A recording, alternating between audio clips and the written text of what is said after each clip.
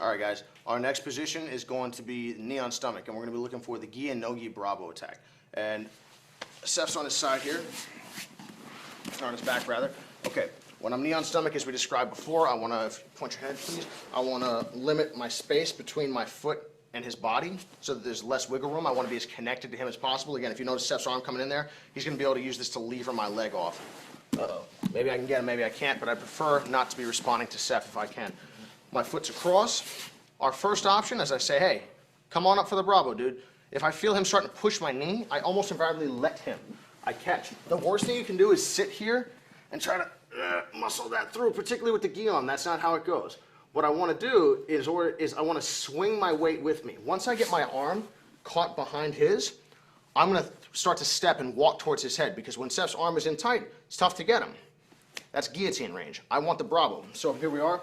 All I do is my next move is to circle. So if we move it this way, here we are.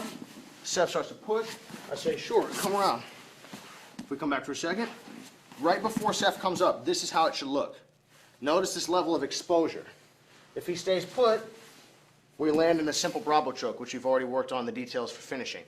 If he comes on up, I slide. I have to be prepared to follow this no matter where it goes. It's a finisher, guys. Once you get that bravo in there, if you understand what you're doing and once you put the time in, you're going to have fantastic success. So I don't have to worry about going to the bottom, particularly because even if I do go to the bottom, I know how to get back on top. So there we are. Things going all right. I feel Seth starting to come up. Maybe if he starts pushing, I won't let him, but let's say he comes around. Goes for his underhook. I say, sure. Walk in, finish. The reason that we're walking in, again, guys, is it brings my shoulder close here. If I can trap his legs once I catch him, that's great. If I mount him once I catch him, that's great as well. If you're on your back, please, Seth. He comes up, maybe I'll give him the underhook. I'm like, okay, cool, that's what I wanted. I want him to feel like he's getting me right up until the moment that he doesn't. I circle, slide. Notice how I'm keeping his head down with my top arm here. I could use my chin. Sometimes even use my leg. Sit up, please, Seth. I'll hold like this. You can't posture? Nope. Great. Now I catch. If Seth drops to his side here, I sit the other direction and I mount him.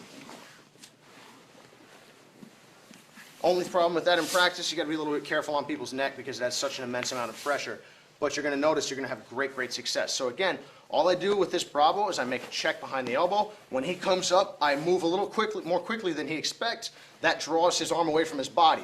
During this moment of vulnerability, I attack, slide underneath, catch. Once I catch, I walk back in, try to trap his legs. If he ends up on his side, I say, hey, I'd much rather be on top than on bottom to finish this. Let's put it away. So if we're down one more time, please. I'm here. If I don't want him, if I want the underhook, I'll post like this on the inside of his arm. Push my knee, please, Seth. Difficult, Can't get awkward. to it. Right, but he turns, he goes to the underhook. I say, sure. Spinning. Sliding. I'm like, whoa, I thought he was going to get up. Put my leg on top. Catch. Walk, walk, walk. He falls down. I'll trap his legs. If you keep trying to walk away, I come up and mount him, and we can finish. The gi variant of the bravo works the exact same way, guys. If we're here for a moment, please.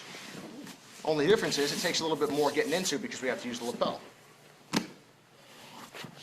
I'll open his lapel, and as he sits up, I use the pressure of the lapel and my weight in it to hold him back. I make my catch. Now, again, can you turn to face me, please, Seth? This one I have an immense amount of control over him because his gi is all wrapped up around his neck. So again, we're here. I open his lapel. Maybe he starts to push my knee off. I'm like, uh-oh, I'll come right back. See how his hip comes up? He was flat on his back. Now his hip comes up. I'm going to push that back down with my knee. Just settling on top of him. I'm not trying to knee him in the hip. I'm just settling my weight on top. Say, come on up. He keeps turning. I make my pass. Once I make my pass, I shoot my arm that would have been bravo choking, that would have gone underneath his neck anyway and around his arm. Only with this one, it doesn't need to go around his arm. I shoot through. I catch. I say, keep on coming. This will put him away, right? It's just like a triangle. I've got the easy block on the near side. This is the open side that requires something. In the triangle, I might have used my fist. Here, I grip the lapel, I close my elbows, I put him to sleep. Or if he fights aggressively, I say, oh, there we go. Seth keeps on coming up. Worst case, I'll continue walking in to finish him. Notice how I gripped on top of the lapel? If Seth lifts up his head, there's a chance his arm can come across. If his arm comes across my body, like see the other side here, notice how his neck is open now. This side is free. If we come back, all I think about is I say, hey, as long as that arm doesn't come across, I'm in business. Here. Here. Your gi and no gi brabo should fit together very, very simply. Ultimately, the same move.